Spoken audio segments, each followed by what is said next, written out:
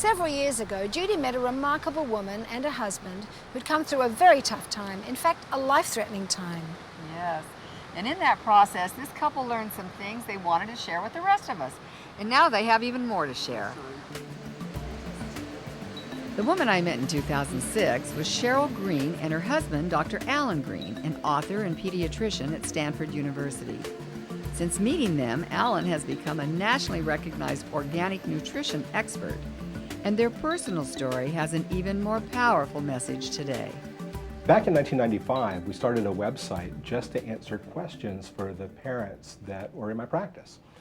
And we had a wonderful time doing that. They would send in their questions late at night after my kids were in bed. I'd sit up and write answers to their questions.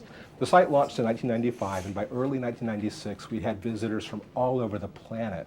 So I closed my practice to new patients. I resolved I'd go ahead and start answering these questions. And Cheryl, who's my wife, was the person who did all of the programming and the technical parts of it, the art parts of it. I just did the medical parts. It was a great team effort.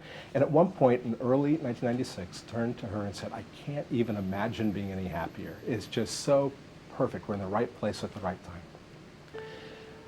Well, in March 1996 is when we found the lump in her breast. The prognosis was not good at all. In fact, the doctors called us in and said, it's time to get things in order. This was in March, and they said, you won't make it until New Year's. So obviously, just absolutely floored. And I wanted to shut down my practice, shut down the website, and just focus on being together for the little time we had. But Cheryl said no. She said that we're in this place where we're having an impact, and I want to leave a legacy. I want to do something to leave behind that's going to have a high impact. So listening to her, we decided we were going to just go ahead and do that, keep answering the questions for people and get everything out there we could while we could work together. When I was first diagnosed with breast cancer, I had a young baby, an adorable young baby. He was 9 months old, and I actually found the lump in my breast because I was nursing and had a breast infection with what we thought was a clogged milk duct. It turned out to be breast cancer. So I couldn't look at the whole thing. I couldn't face the whole thing and come up with a game plan. I was lucky enough to have great physicians and wonderful support system. But what was important for me was to have as much information as possible about the next step of my treatment. Well, during that time of treatment, she was bald and having chemotherapy and radiation and exhausted, and we were still working it through. I was also trying to sort out, where did this come from? We looked at my personal history, and I had no family history. There was no other risk factors. And that's when I began to see the studies about many of the chemicals used in modern life, and particularly at that time it was the chemicals in agriculture and the way they relate to breast cancer. She was raised on a conventional grape farm, a raisin farm, where they used high levels of toxic pesticides that had already been linked to breast cancer back then. And as a kid growing up, my bedroom window was just feet away from the field. And I remember as a kid, on a Saturday morning, laying in bed, hearing the spray rig coming past my window, thinking how great it was because I was still in bed and somebody else was outside working, not realizing that I was just being exposed to all these toxins. But that was the world we lived in. Now the good news is Cheryl is alive and well and doing great today, and we still work together on the website.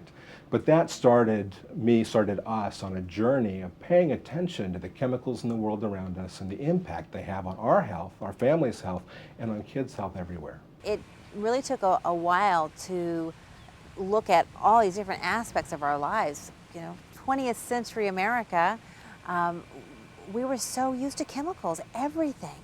But there's been some really interesting studies recently looking at ways to prevent breast cancer, nutritional ways to prevent breast cancer. We know many plant-based foods are really valuable, have valuable nutrients in them. The great thing is now we know better, and people are understanding that when they eat organic, that it impacts not just their own lives, but it impacts the farmers who are growing them, the farm workers who are exposed to them, and our whole environment.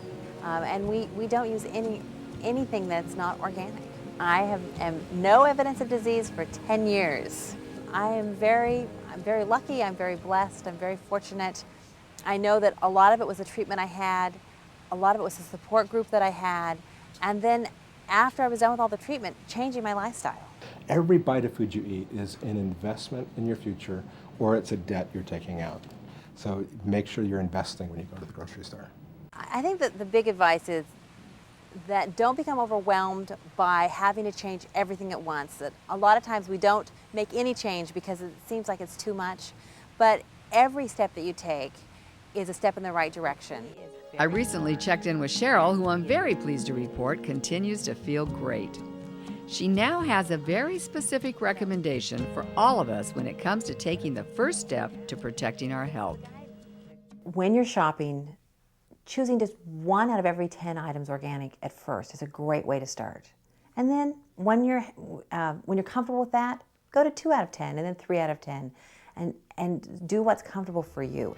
The great thing is, though, the price of organics have really come down in the last 10 years, and the availability is so much greater.